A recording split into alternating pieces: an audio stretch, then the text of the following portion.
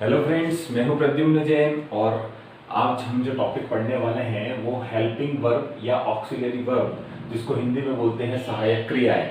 सहायक क्रियाएं जो होती है वो बहुत से सेंटेंसेस में काम आती है, तो उन क्रियाओं में जो उसको यूज करके सेंटेंस बनाया जाता है उसके बारे में अपन समझ रहे हैं।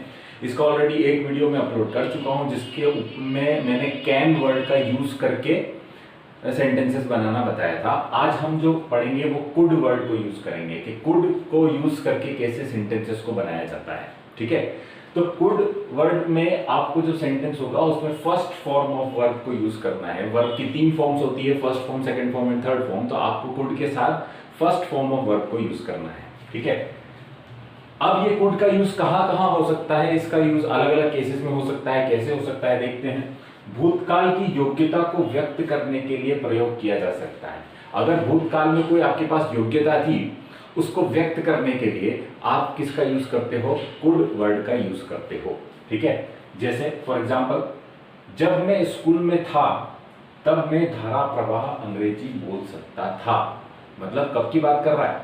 पहले की बात कर रहा है, पास्ट की बात कर रहा है। जब वो स्कूल में था तब वो बहुत अच्छी इंग्लिश बोल सकता था, है ना। मतलब कैपेबिलिटी कब की है? पहले की है, पास्ट की है। ठीक है, तो स्कूल में था मतलब भूतकाल की योग्यता है जिसको व्यक्त करने के लिए कुड का वर्ड यूज करना है। कैसे करना है देखते हैं। When I was at school, जब मैं स्कूल में था। ठीक है, तो पुरानी बात है, पास्ट की बात है, तो was लगेगा। When I was at school, जब मैं स्कूल में था, then I could, मैं क्या कर सकता था? बोल सकता था, इंग्लिश बहुत अच्छी बोल सकता था। आई कुड स्पीक, स्पीक यानी बोलना, इंग्लिश फ्लुएंटली। फ्लुएंटली मतलब बिना रुके, धारा प्रवाह, एक धारा बहती है ना, उसी तरह से कंटिन्यूअस बोल सकता था, फ्लुएंट इंग्लिश बोल सकता था।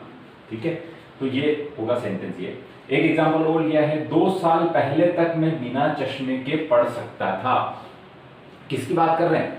पुरानी बात कर रहे हैं, पास्ट की बात कर रहे हैं। पास्ट में मेरी ये योग्यता थी कि मैं बिना चश्मे के पढ़ सकता था। ठीक है, तो आप क्या लिखोगे? आई कुड रीड, पढ़ सकता था मतलब I could read without glasses. Without glasses मतलब बिना चश्मों के।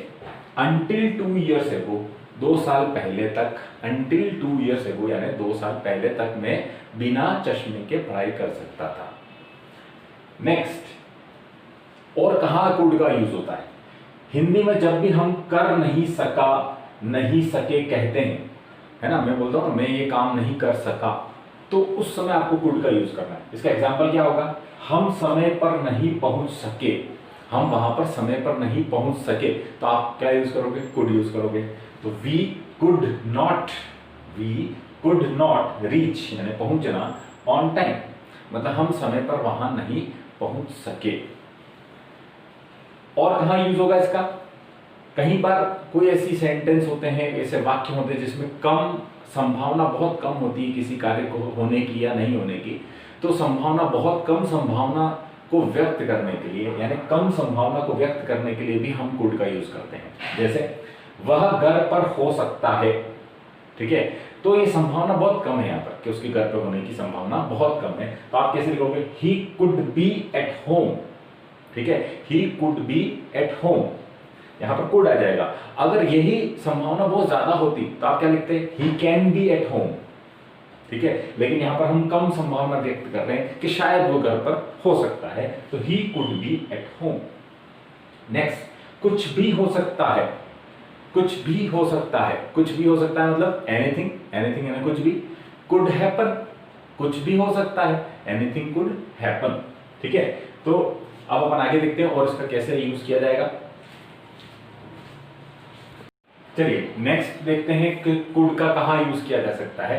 कुड का यूज होगा, कैन वर्ड जो होता है उसको अगर आप नम्र तौर पे, पोलाइट तौर पे बोलते हो, नम्र होकर के बोलते हो, तो वहां पर कैन की जगह आप कुड वर्ड को भी यूज कर सकते हो। ठीक है, तो कैन जो है थोड़ा सा फोर्सफुली यूज किया जाता वर्ड, और कुड जो है थोड़ा नम्र होकर के थोड़ी इजी वे में, पोलाइट वे में यूज करते हैं। जैसे एग्जांपल क्या हो सकता है? क्या तुम मुझे 100 रुपए उधार दे सकते हो? अगर आप किसी से पूछते हो तो नम्र होकर के पूछते हो, क्या तुम मुझे 100 रुपए उधार दे सकते हो? तो आप यहां पर यूज कर सकते हो, could you land me 100 rupees. किसी से भी पैसा लेना या लेने का होता है, देने का होता है, तो वहां पर लैंड वर्ड यूज होता है ये। ठीक है, तो कुड यू, क्या तुम लैंड में यानी दे सकते हो 100 रुपीज, 100 रुपये उधार दे सकते हो। ठीक है, अब यहां पर आप कैन भी यूज कर सकते हो, लेकिन यहां पर अगर नम्र होकर के बात हो रही है तो आप कुड वर्ड को यूज कर सकते हो। क्या मैं तुम्हारी किताबों का प्रयोग कर सकता हूं, क्या मैं तुम्हारी किताबों को यूज कर सकता हूं, तो आप यहां पर लिखोगे could I use your books, क्या मैं तुम्हारी बुक्स को यूज कर सकता हूं, could I use your books. अब यहां पर आप कैन को भी यूज कर सकते हो। ठीक है, ये डिपेंड करता है, अगर थोड़ा सा फोर्सफुली अगर आप बोलते हो तो कैन यूज कर लो, और अगर आप इजी वे में पोलाइट वे में बोलते हो तो कुड वर्ड को यूज कर सकते हो। क्या अब हम जा सकते हैं, तो कुड वी गो नाउ, क्या अब हम जा सकते हैं, कुड वी गो नाउ।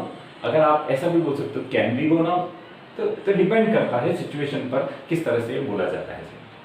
तो फ्रेंड्स, इस तरह से हम कुड वर्ड का यूज करने का सारे हमने अलग अलग केसेस को देखा है।